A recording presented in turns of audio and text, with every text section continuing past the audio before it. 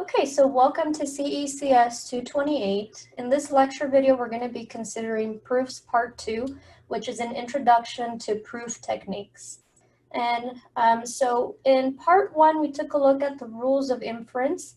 Those have prepared us to build more elaborate arguments, in particular arguments that prove mathematical theorems or other mathematical statements.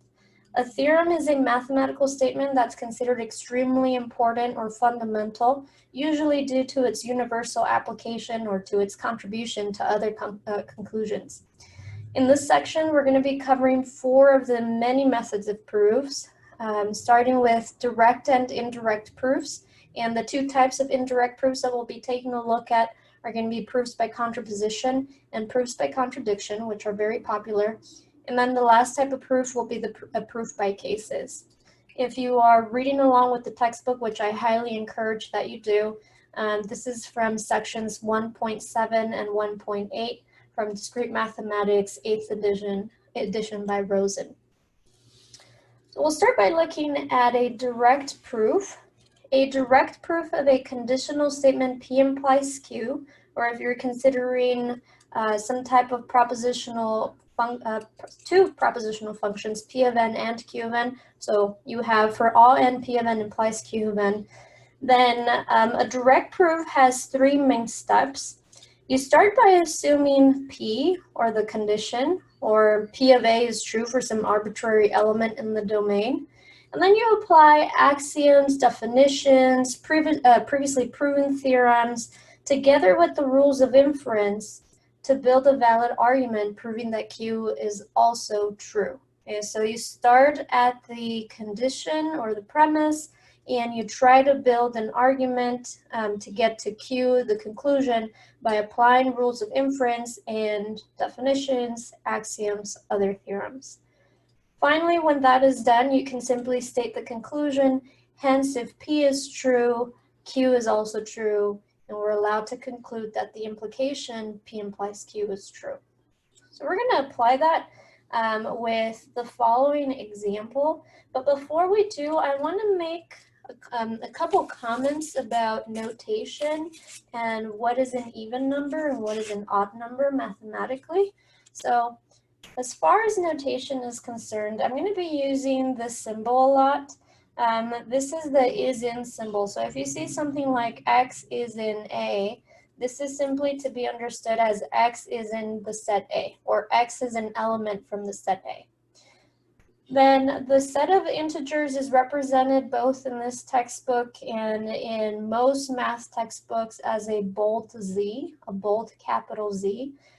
So you'll see me write it this way. That just means a set of integers. If you have a bold Z with a superscript plus sign, that means a set of positive integers. Similarly, if it's a negative, then they would be the set of negative integers.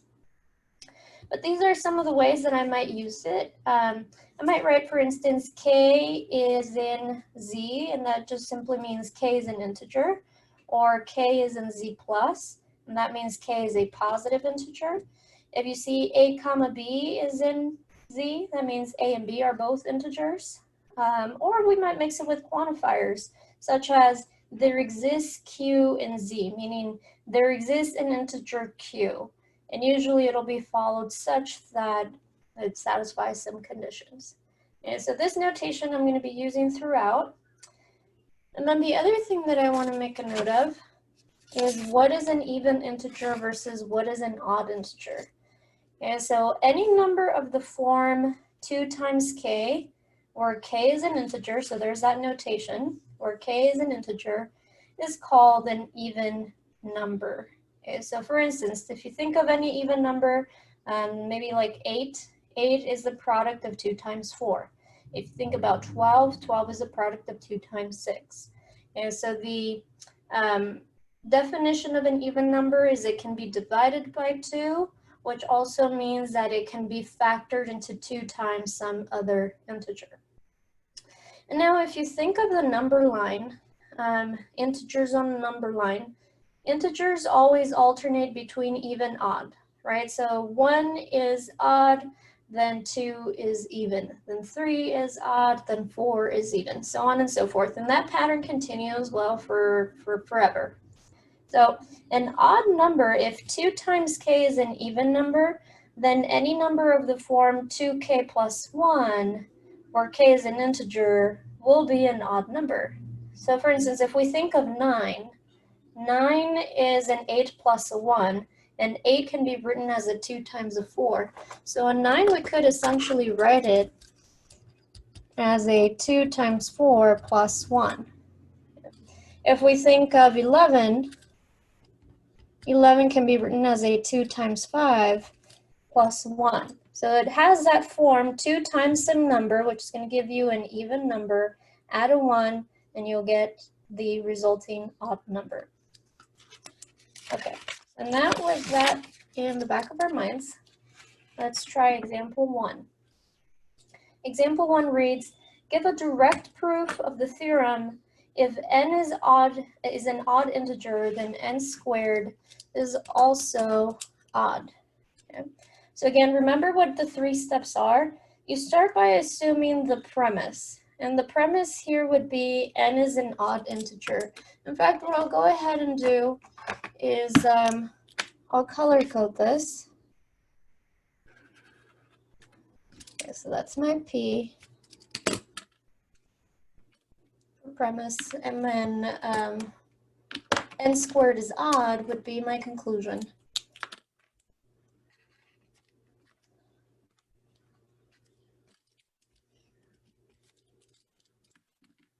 All right, so if we're to assume that P is true, what we're going to start by assuming is that n is an odd integer. Okay, so assume P is true means assume n is an odd integer.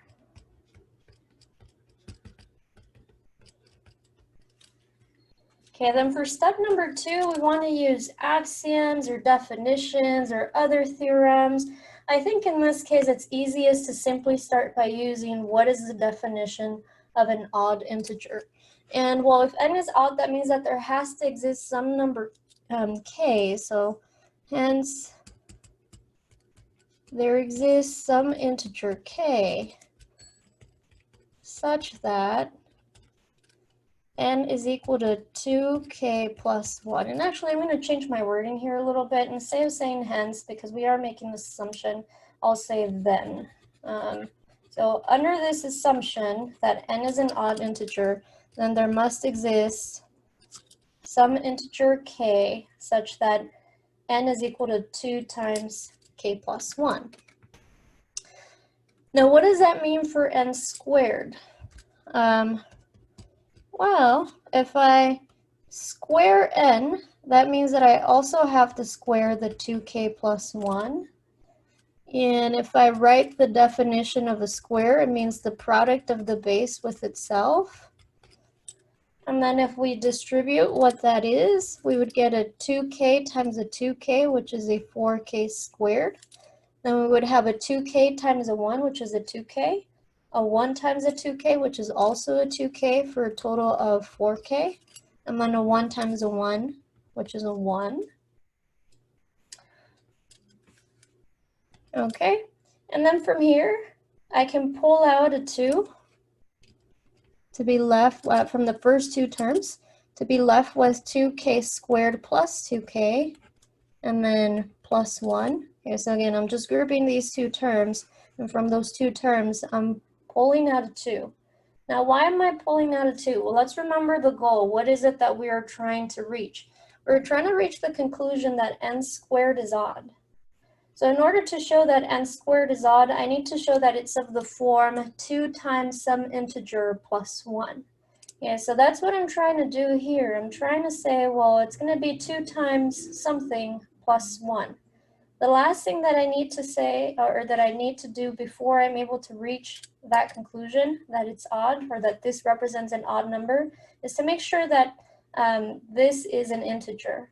Okay, and well, k was an integer, so since k is an integer, 2 times k squared plus 2k is an integer. And we're just going to let q represent that result of 2k squared plus 2k. Yeah, so, which is an integer. Then we get that n squared is equal to 2 times q plus 1. So it has the form of an odd number. Okay, so i.e. n squared is an odd number.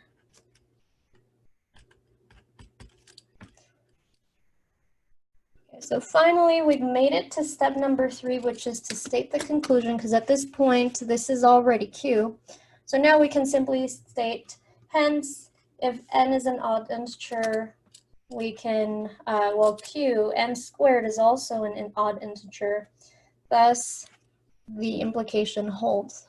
Okay, so it follows that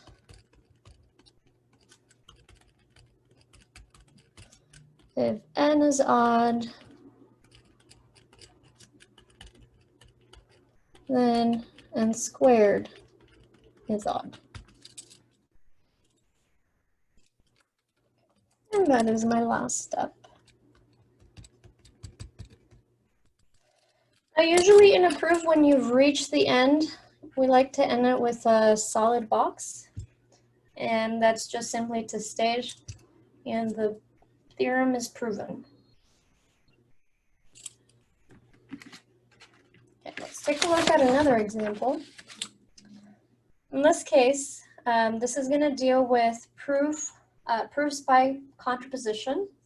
In a proof by contraposition, we make use of the fact that P implies Q is the equivalent of negation Q implies negation P. So when we prove it, we actually start by assuming something different than in a direct proof. Instead of assuming P is true, we start by assuming negation Q is true, meaning we are trying to directly prove this implication rather than this one. So we start with the assumption negation Q is true. Then we apply any axioms, definitions, or theorems along with the rules of inference to try and build a valid argument that negation P is also true. Once we've done that, we simply make the statement, hence, by contraposition, the original implication P implies Q is true. Let's take a look at example 2. We have to prove that if n is an integer and 3n plus 2 is odd, then n is odd. Okay. So in this case, my q is n is odd.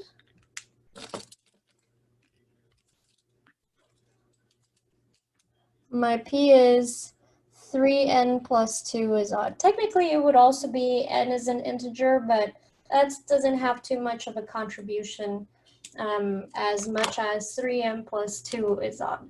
Yeah, that's more significant for n. Okay, so we have to start by assuming negation of the conclusion. If q is n is odd, the negation q has to be n is even. So we're going to assume n is even. Then we're going to apply any definitions that might help us. Well, if n is even, there has to exist some integer k such that n is equal to 2 times k, right? That's the definition of even. All right, now we're trying to reach the conclusion negation p, right? So, and I forgot to label this, but this is our p. So if I'm trying to reach the conclusion negation p, I'm trying to reach the conclusion 3n plus 2 is even. So we're going to take the result here, n is equal to 2k, and plug it into this expression to see what we get for 3n plus 2. So plugging in n equals 2k into 3n plus 2, we're going to obtain 3n plus 2 is equal to 3 times a 2k plus 2, which is a 6k plus 2, which if we pull out a 2, if we factor it out, we're going to end up with a 3k plus 1. Okay, now what's important about 3k plus 1? Well, k is an integer, so an integer times 3 will be an integer, and an integer plus 1 will be an integer. Okay, so notice 3k plus 1 is an integer because k is an integer. Thus, if we let q stand in for 3k plus 1, then we get that 3n plus 2 is equal to 2 times q, where q is an integer. Now, what does this mean? If 3n plus 2 has the form 2 times some integer, well, it means that it's even. So, i.e., 3n plus 2 is even. And this would be precisely negation p. So we started with negation q as an assumption. We're coming across negation p as a conclusion. So therefore, by contraposition, the original implication is going to hold as true. Okay, so that's our last step.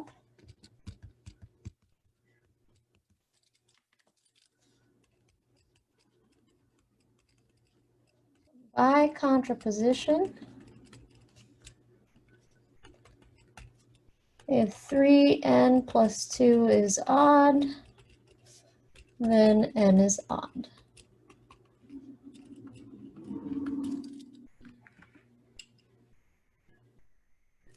Now, one thing that I want to point out here is that proving this by a direct proof would have not been so simple, right? If we try to prove it by a direct proof, we would need to start by assuming that p is true, meaning we would have to start by assuming that 3n plus 2 is odd.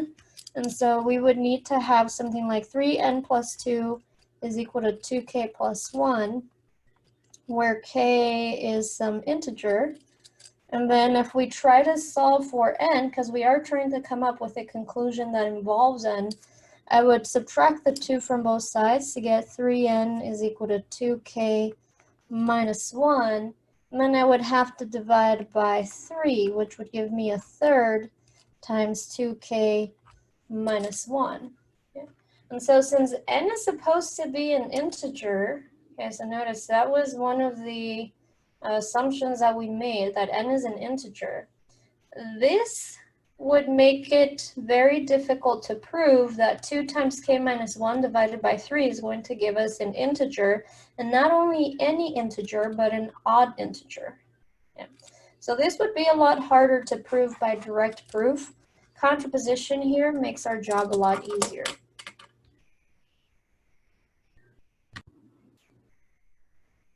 Here's another example that would be very difficult to prove through a direct proof. Example number 3.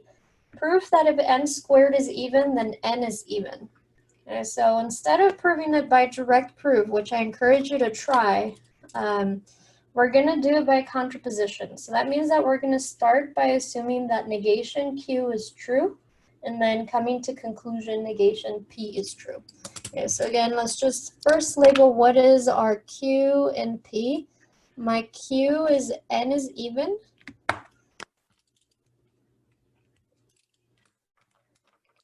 My p is n squared is even.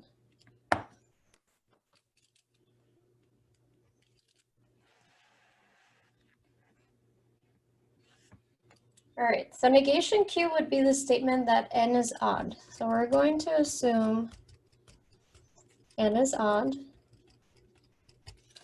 Then we're going to apply definitions. So then there must exist some integer q such that n is equal to 2 times, and sorry, I said q, this is k, 2 times k plus 1. We can plug that into n squared, because ultimately we want to make a statement about n squared, okay? So under such conditions,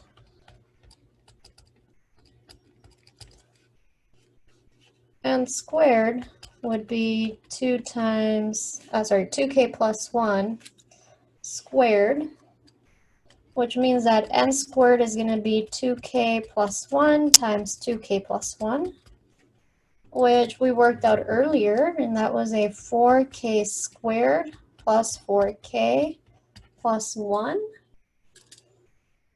We can group the first two terms and factor out a 2 to get a 2 times a 2 squared plus 2k plus 1. We're going to let q be the result of having 2k squared plus 2k, and that is an integer since k is an integer. Then n squared will be a 2 times q plus 1, because I'm taking this result and plugging it into here. I'm replacing the 2k squared plus 2k by q. So then n squared will be a 2q plus 1. So that means that n squared is odd. Okay, relative to p, p squared was even. P is the same and n squared is even. So n squared is odd, is the negation of that.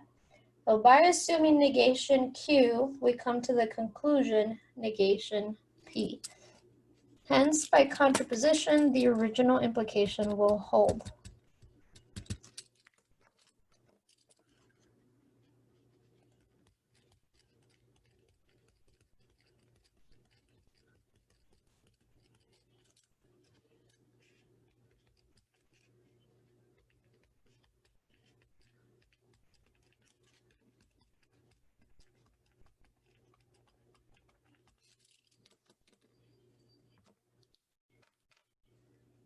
Okay. So just to provide some color coding here, here we made an assumption that involved negation q. We came across conclusion negation p, so something that involves p.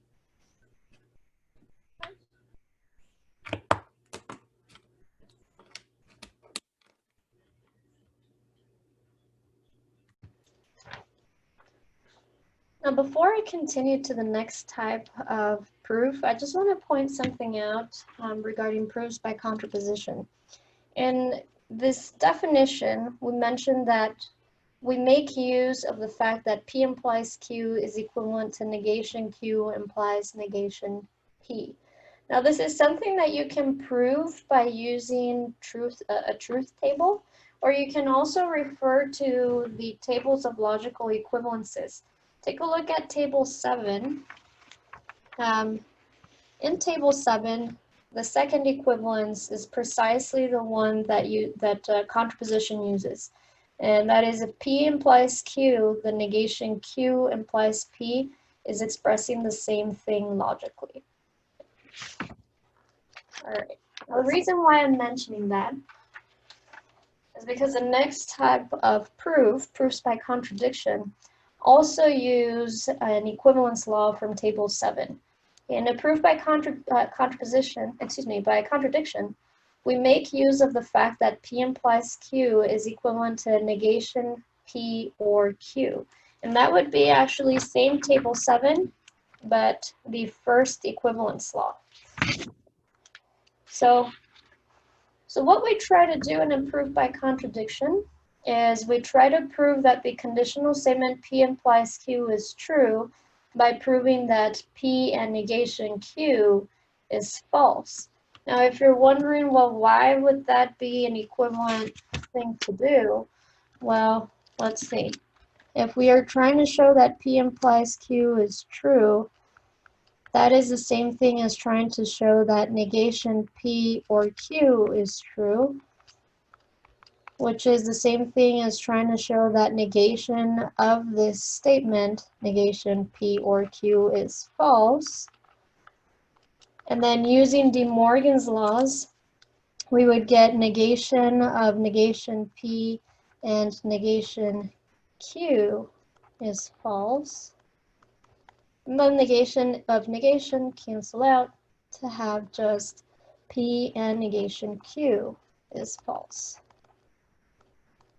And so this is the one that we try to prove. We try to prove that assuming P and negation Q is a false statement, because in doing so, then we're also proving that P implies Q is a true statement. So these are the steps.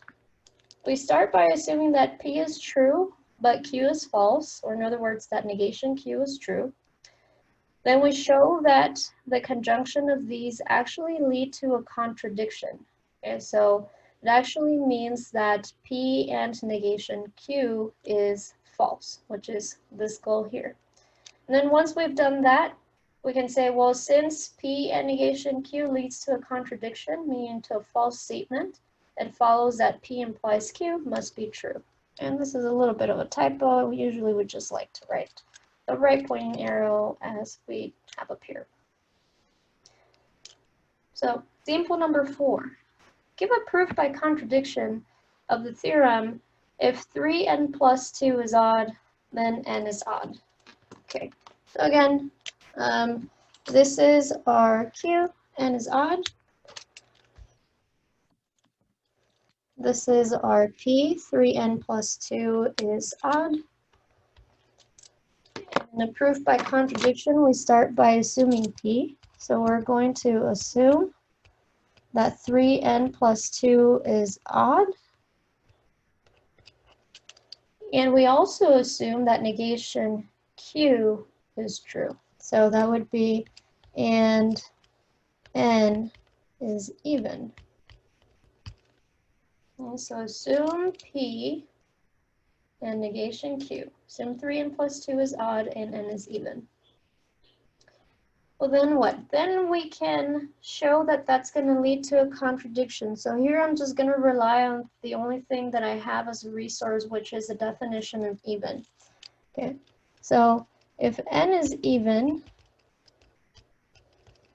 there has to exist some integer, let's call it k, such that n is equal to 2 times k. And in such a case, 3n plus 2 is 3 times 2 times k plus 2, which is 6k plus 2, which is 2 times 3k plus 1. Now, what's the problem with that? Well, 3k plus 1 is an integer, because k is an integer. Okay, thus, this 3n plus 2 is actually equal to 2 times some integer. Let's call it q, where q is standing in for 3k plus 1 and is an integer. Now, what is this saying about 3n plus 2? Well, if it has the form 2 times an integer, 3n plus 2 is even. And so, i.e., 3n plus 2 is even. And that is a major contradiction, right? Because we have started by assuming that 3n plus 2 is odd. Okay. So this is a contradiction.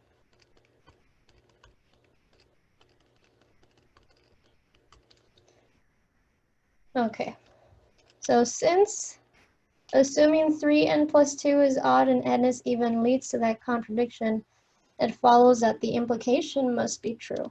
Okay, so thus, if 3n plus 2 is odd, then n is odd.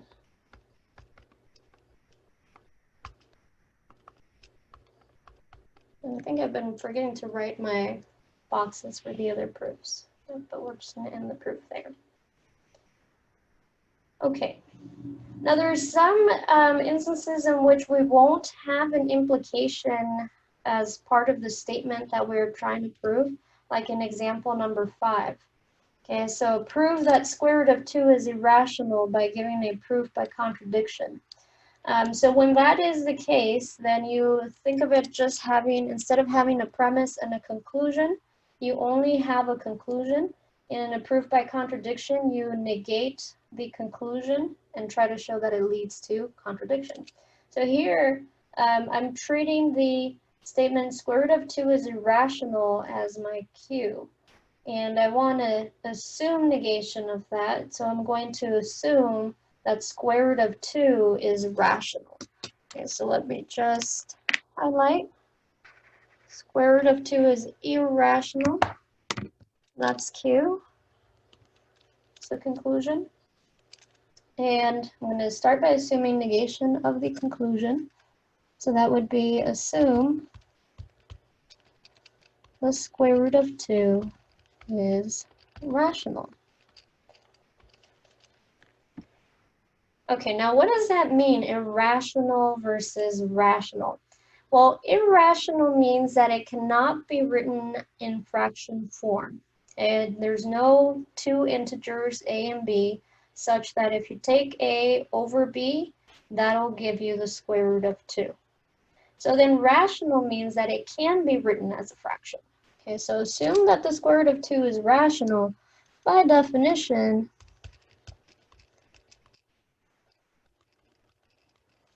this means there will exist two integers. Let's call them a and b, such that the square root of 2 is equal to a over b. Okay. Now let's try to manipulate that statement. If I square both sides, right, then that's going to mean that 2 will be equal to a over b squared. And well, the way that works is that the numerator receives a square and the denominator receives the square. So 2 will be equal to a squared over b squared. And now if I solve for the a squared, I'll get that a squared is equal to 2 times b squared. I'm simply multiplying b squared to both sides and canceling out on the right-hand side. Then I'm rewriting the expression so that a squared appears on the left instead of on the right. Okay, now what is this stating? This is stating that a squared is the product of 2 times some integer squared. Take any integer and square it, and you get an integer result. Multiply by 2, you get an integer result. And not only any integer, but you get an even integer. So this here means that a squared is even. Okay. Now, what do we know about integers that, well, if you go back to example number, let's see, go back to example number 3, if a number squared is even, what does that say about the integer itself? Well, let's see. It says, if n squared is even, then n has to be even. Okay. So here, if a squared is even, then a has to be even.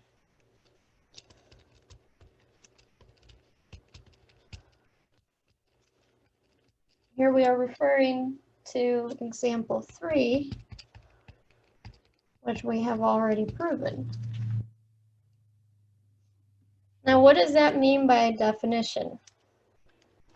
So by definition, there has to exist some integer k such that a is equal to 2 times k, because a is even. Now, but let me just mention this now. The proof to this statement is by no means intuitive. So if you're wondering to yourself, how would I ever come up with that? This is one of those more difficult examples that you don't have to expect for you to come up with on the fly. And this actually is a pretty tricky and pretty clever argument. Okay. So let's see. By definition, there exists a k, an integer k, such that a is equal to 2 times k. Now, if we replace that, let's go ahead and replace it back into this expression. A squared is equal to 2b squared. Because I want you guys to see something that's going to result, a statement that we're going to have about the integer b. So let's replace it in. Okay, so replace a equals 2k into a squared is equal to 2b squared, and we obtain that 4k squared is equal to 2b squared. And then solving for b squared, that gives us that b squared is 2 times k squared by simply dividing by 2 both sides of the equation. Now that means that b squared is even. What was the next conclusion that we made when we reached that a squared is even? Well, we said, well, thus a is even by example 3. We're going to do the same thing here. Thus, b is even. Okay, and this is also by example 3.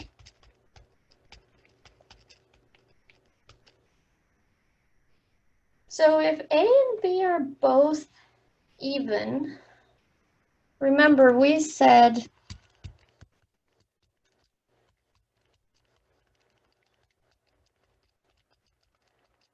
that the square root of 2 is equal to a over b. And now we're saying that a and b are both even. So that means that a and b share a factor of 2. Right now, if they share a factor of 2, that means that this fraction we can reduce, right? So this fraction is not in lowest terms.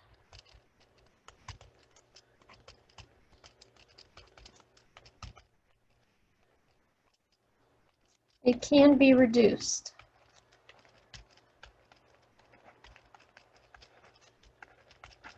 By 2, since a and b are even.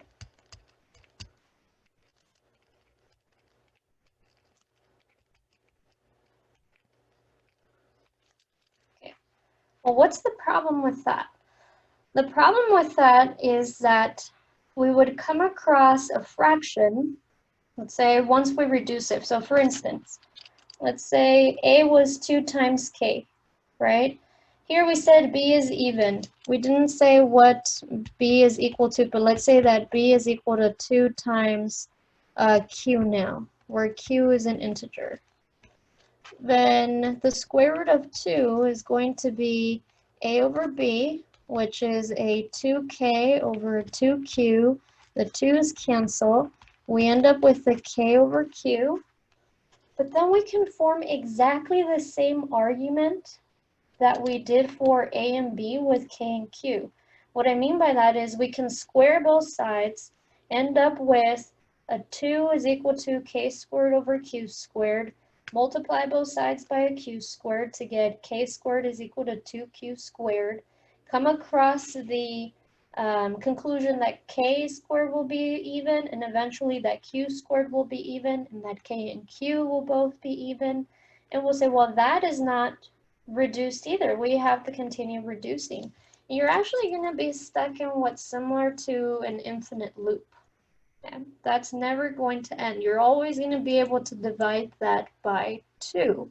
But the whole definition of rational is that you can write it into a fraction a over b that is in the most reduced form. And so let me actually write this here. And since I've run out of space, I'm going to use a sticky note.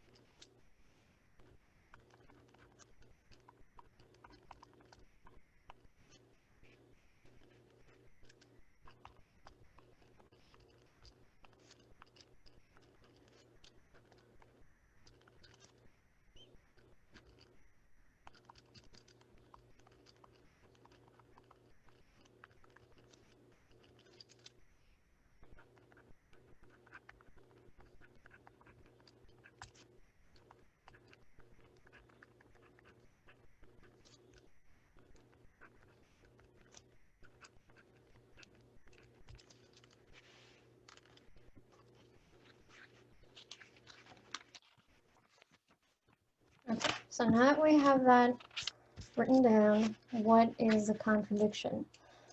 When you have a rational number, you assume that it can be written in a fraction, but not only any fraction, a fraction that has already been reduced to its simplest form. So a rational number requires that it can be written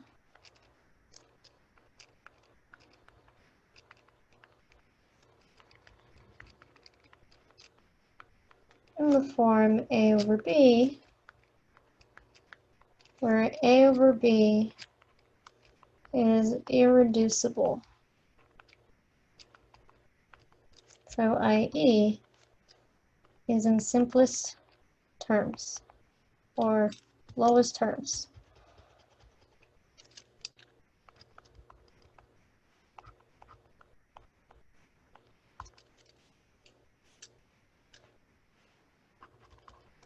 No such lowest terms are obtainable with square root of 2 being equal to AB.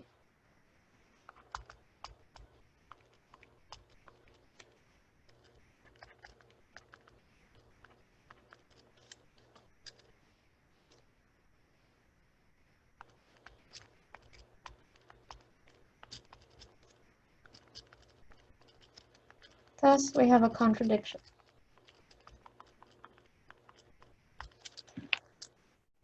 It follows that the square root of 2 has to be irrational.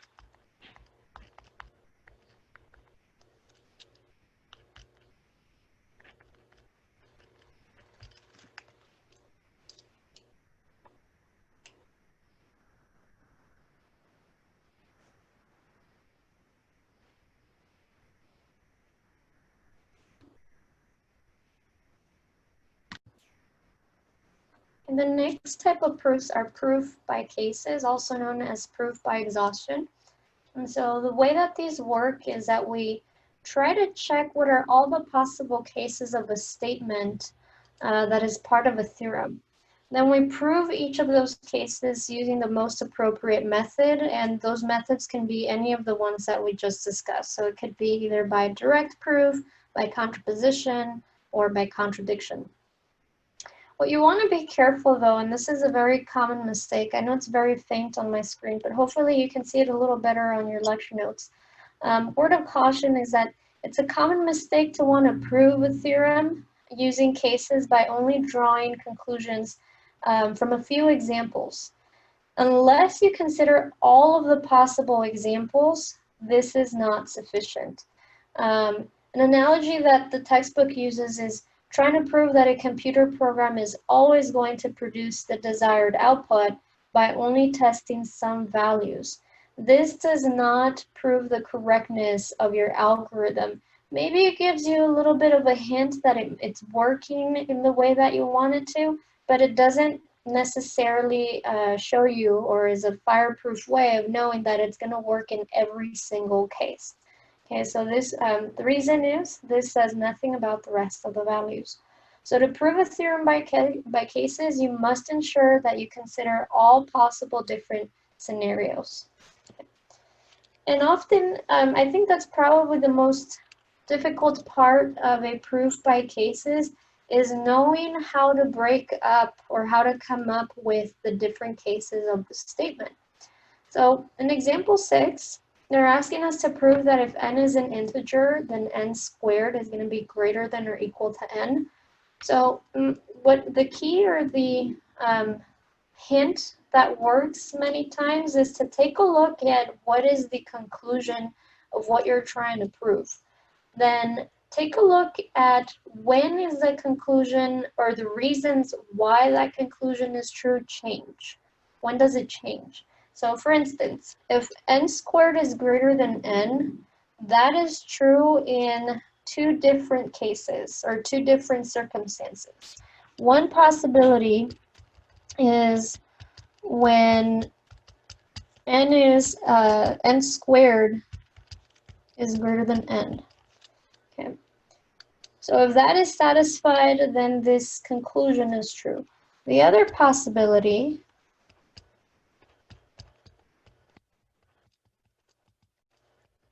is that n squared is equal to n. And if n squared is equal to n, then the conclusion is true.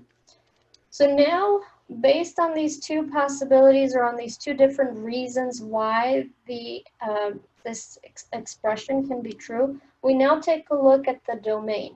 In this case, they're telling us we have to consider the integers. So we're going to break up our cases by breaking up the set of integers into when do the integers satisfy n squared is greater than n, and when do they satisfy that n squared is equal to n. So these will be my cases. Case 1 will be when my integer is less than 0, meaning it's a negative integer. Okay. Well, if n is less than 0, then what I'm going to have, excuse me, is that n times n will be greater than or equal to 0. And actually, let me not say equal to, just greater than 0. And it'll be greater than 0 times n because if you remember, when you multiply an inequality by a negative number, you actually have to switch the sign. Okay, so what I'm doing here is multiplying by n, which is a negative integer, and so therefore this sign has to flip. Right? Okay, so what is this saying? This is saying that n squared is going to be greater than 0. Now let's put both of these conclusions together. If n squared is greater than 0 and 0 is greater than n, then essentially what I have is the following. Right? 0 is greater than n is the same thing as n is less than 0. So what is the ultimate conclusion that we reach? It's that n squared is strictly greater than n, so therefore n squared is greater than or equal to n, because that satisfies this first possibility, n squared is greater than n.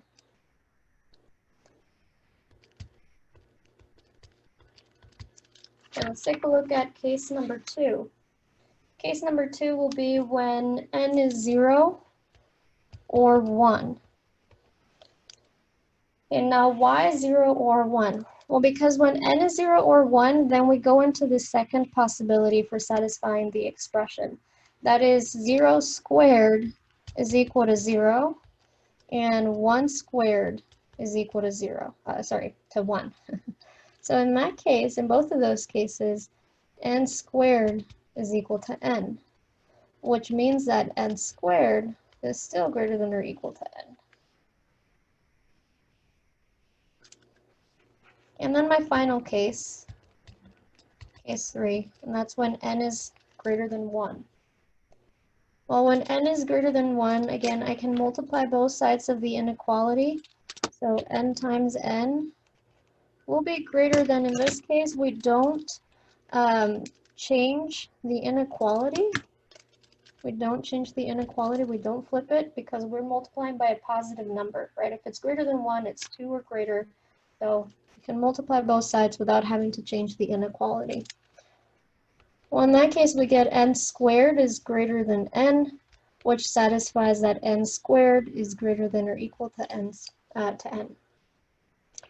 So all of these cases, these 3 cases put together take care of all of the integers, right? This takes care of any negative integer and it shows that it'll satisfy the expression. This takes care of integers 0 and 1. This takes care of any integer larger than 1. And in all of those cases, we still get that the inequality holds. So then we can say, thus, for any integer n squared will be greater than or equal to n.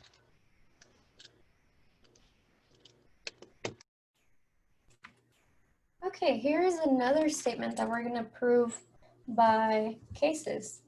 We have to prove that the absolute value of x times y is equal to the absolute value of x times the absolute value of y where x and y are real numbers.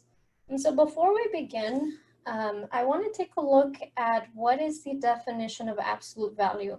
So let's say that you have any real number a.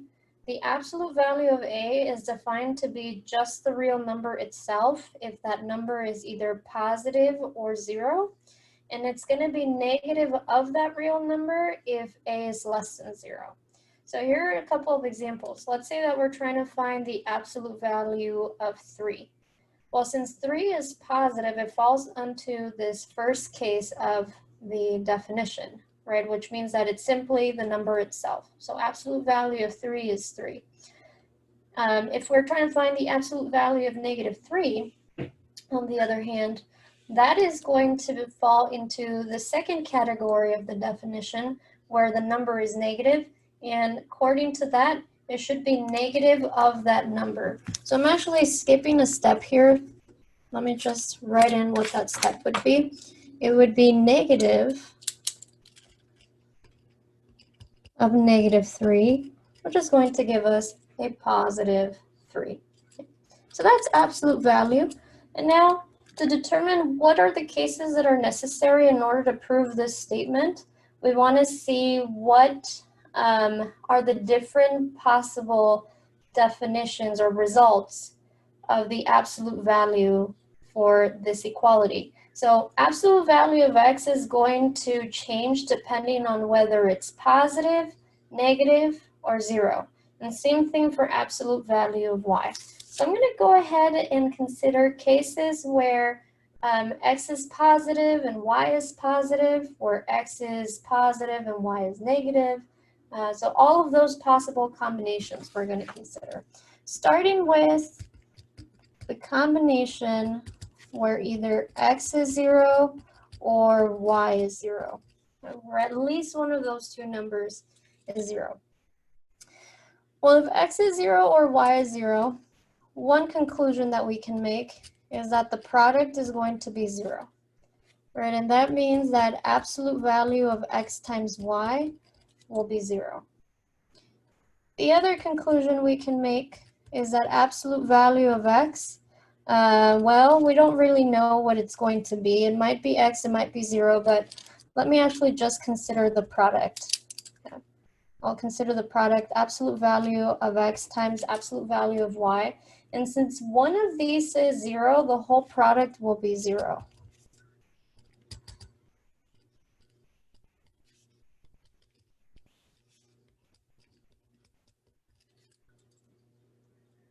Okay, so what do we get then?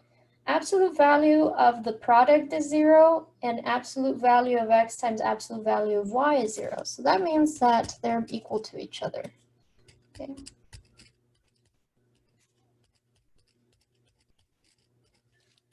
At least in this case, equality holds true. Let's consider a different case.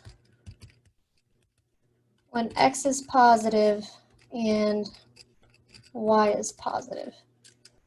Well, if x is positive and y is positive, what can we say about the product? The product will be positive. And what does that mean for the absolute value of the product? That means that the absolute value will be x times y. Now, what can we say about absolute value of x? Well, since x is positive, it's going to be simply x. What can we say about y? Well, absolute value of y will be y as well, because that one is positive. And then if we place these two together, we're going to get that absolute value of x times absolute value of y is x times y. So in this case, again, we get the same result, that the absolute value of x times y is absolute value of x times absolute value of y. Okay, let's consider another case. The case where x is positive, but y is negative. Okay, then what can we say about the product? A positive times a negative will be a negative. So that if we try to take absolute value of x times y, that's going to be negative of the product. All right, what about absolute value of x? That is still going to remain as x, again, because x is positive. But then when we look at the absolute value of y, that is going to be negative y, right? Because since y is negative, that falls under the second condition of the definition, right? If the number is negative, then the result of the absolute value is negative the number. So that's what we have here, negative y. So what happens now when we try to take their products? Well, we have abs x times abs y is going to be an x times a negative y, which is a negative xy. So again, these two result in the same thing, so we get that the absolute value of x times y equals absolute value of x times absolute value of y. What if x is negative, but y is positive? Well, then the product is still going to be negative because we'll have a negative times positive. So that means that absolute value of product will be negative xy. Then if we take absolute value of x, that one will have to be negative x because x is negative. If we take absolute value of y, that one will be just y because y is positive. Take the product of the two and we get absolute value of x times absolute value of y is negative x times y, which is the same thing as absolute value of the product. So this leads to the equation absolute value of x times y is equal to absolute value of x times absolute value of y. And we have one more case, the case where both x and y are negative.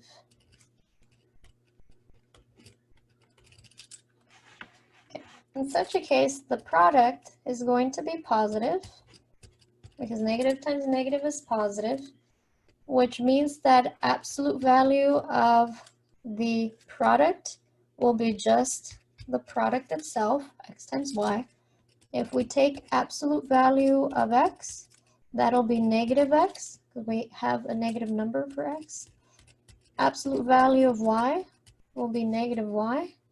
And if we take their products, we're going to end up with a negative x times a negative y, which is the same thing as x times y. Okay, so these two, again, agree.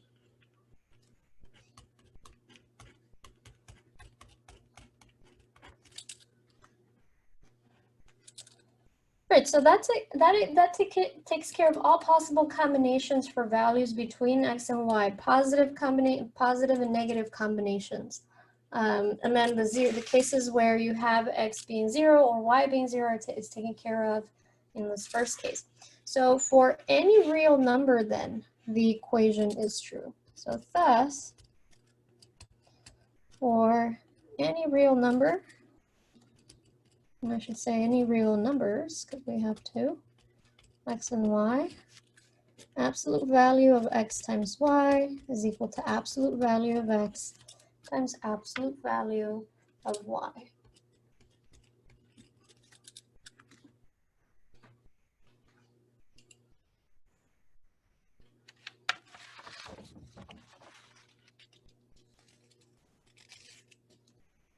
Okay, and one more proof by cases.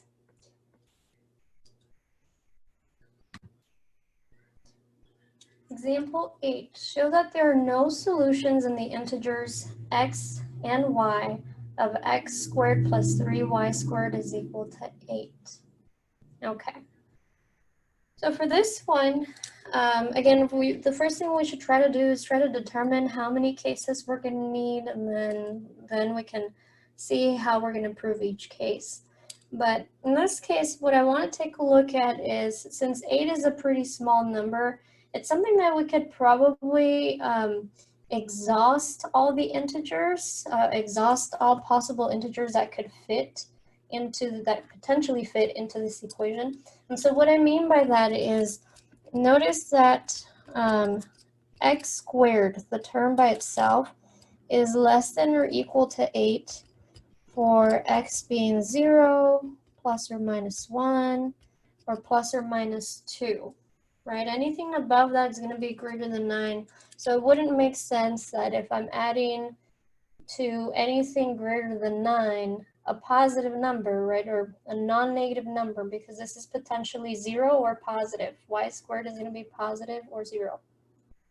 It wouldn't make sense that it's going to be equal to 8, right? So we're going to cap x squared at 8, just in case y is 0, but that gives us possible solutions 0, plus or minus 1, plus or minus 2. And then if we do the same thing for the second term, which is 3y squared, okay, 3y squared is going to be less than or equal to 8 for y is equal to 0, plus or minus 1, because in that case we get a 3 times a 1, which is a 3. And that would be pretty much it, because if you try plus or minus 2, you'll get a 3 times a 4, which is a 12, and that's already greater than an 8. So what we're going to do then is we're going to test every possible pair x, y into this equation. And if none of these pairs fit, then we can rest assured that this does not have a solution over the integers. Okay, so what's the plan? We're going to test every pair of solutions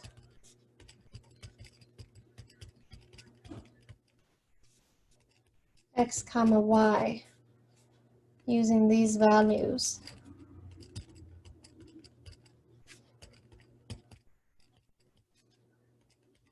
If none of these satisfy the equation,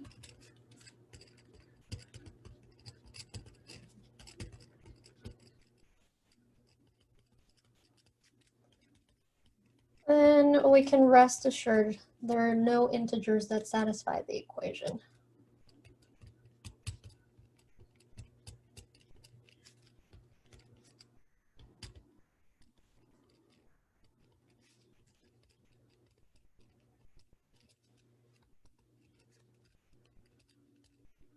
And why would that be true? Well, because anything that is not that are not these integers will be greater. We'll give you results for each term that are greater than 8. So their sum will definitely not equal 8. Okay, so let's give it a try. Well, first of all, let me build what are all the possible solutions. Yeah, so all possible solutions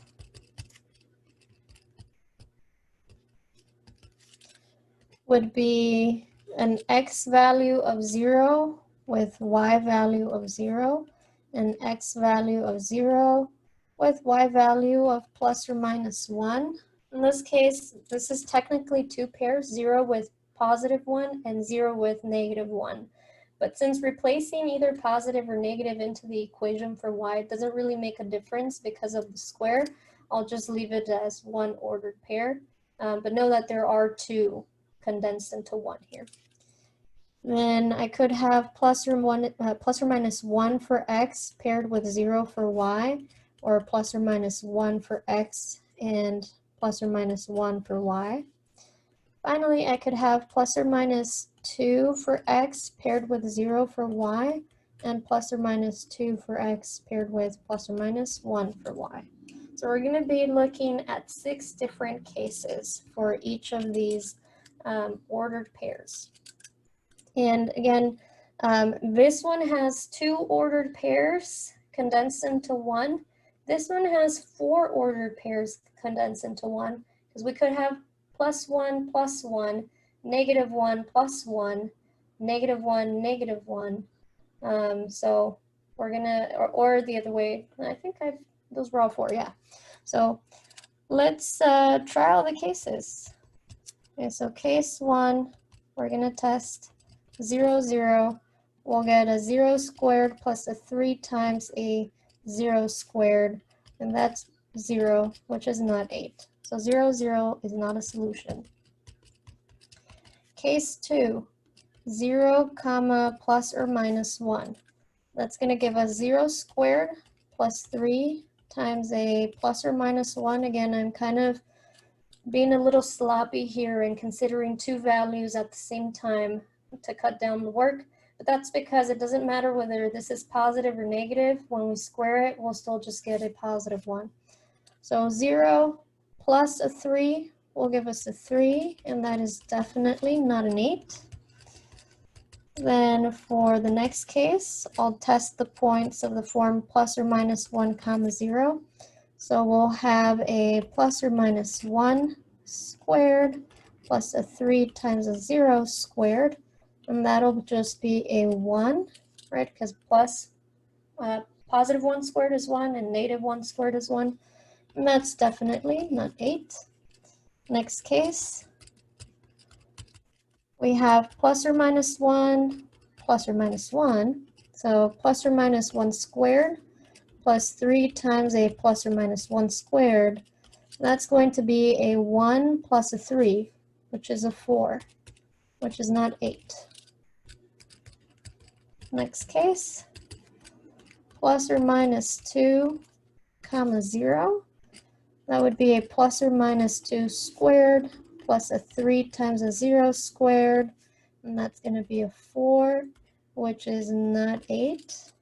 And finally, the last case would be points of the form plus or minus 2 plus or minus 1, and that's going to give us a plus or minus 2 squared plus a 3 times a plus or minus 1 squared.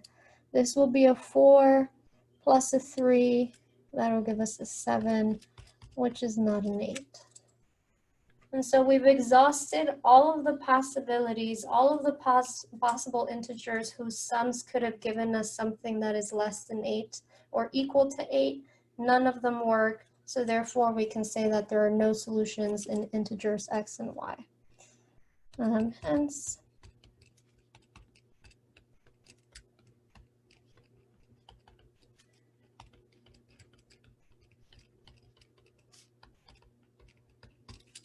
and I forgot to write x and y. We can just insert that. X and y such that x squared plus 3y squared is equal to 8.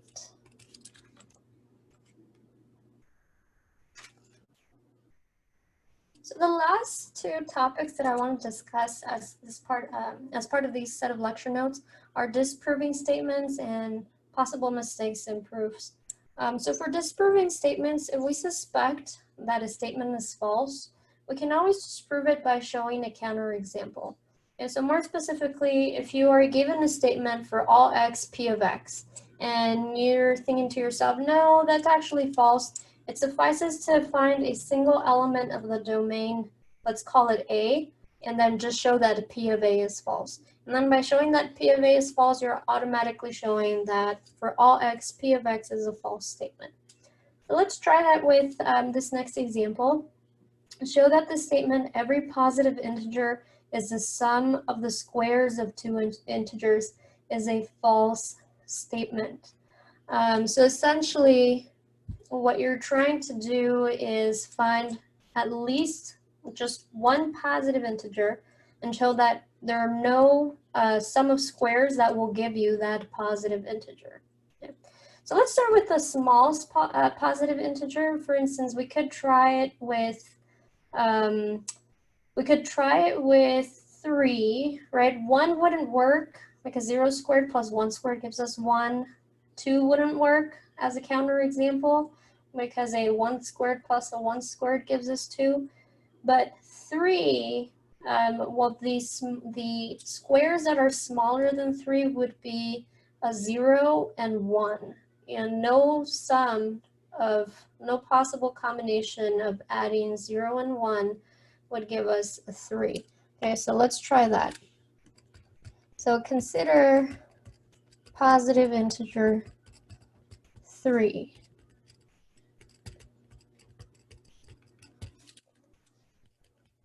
The statement claims that there exist integers x and y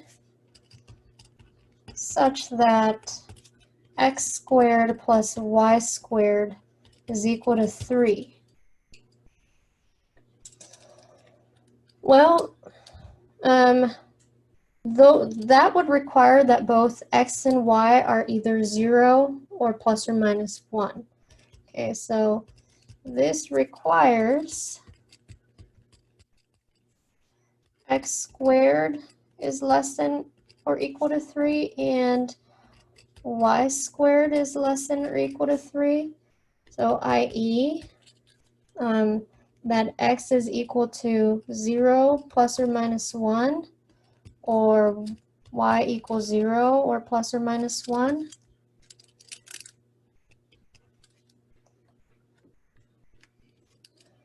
And so we get the possible cases. I'm afraid I'm going to run out of room here.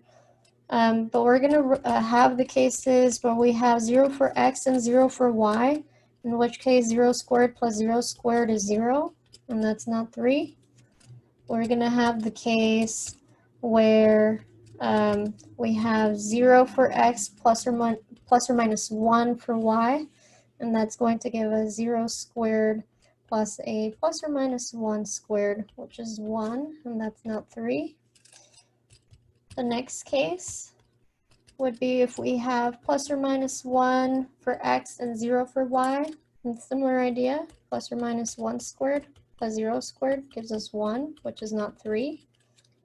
And finally, the last case would be if we have plus or minus 1 for x, plus or minus 1 for y, and that'll give us a plus or minus 1 squared added to itself, which is a 2, and that is not a 3.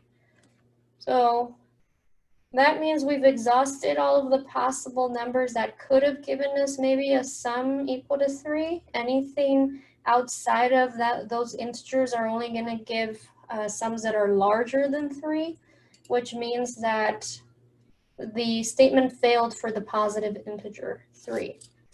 So let me just conclude that.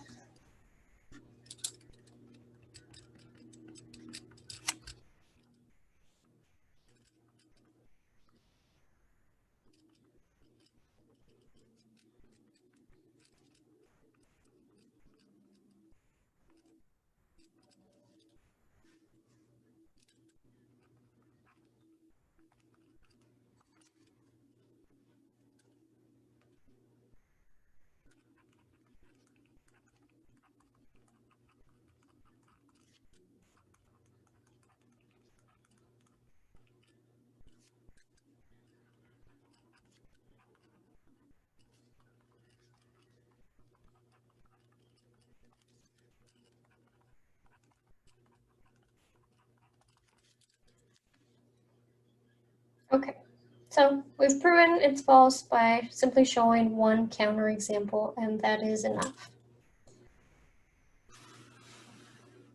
Right, now as far as mistakes and proofs, I'm not going to go into detail into them, but I do expect you to read what these possible mistakes can be. And I've pretty much listed some of the more common mistakes and proofs.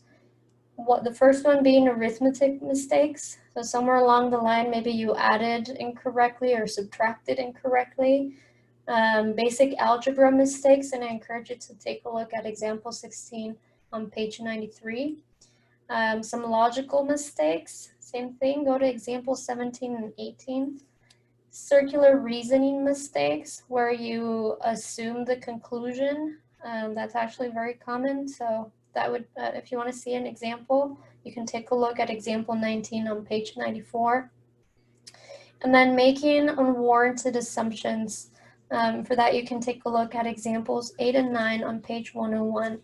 And so making unwarranted assumptions is basically drawing a conclusion incorrectly from a given, either a given statement or from another conclusion that you deducted, but basically it's an incorrect deduction. Okay, so making unwarranted assumptions, and you can take a look at these two examples for that.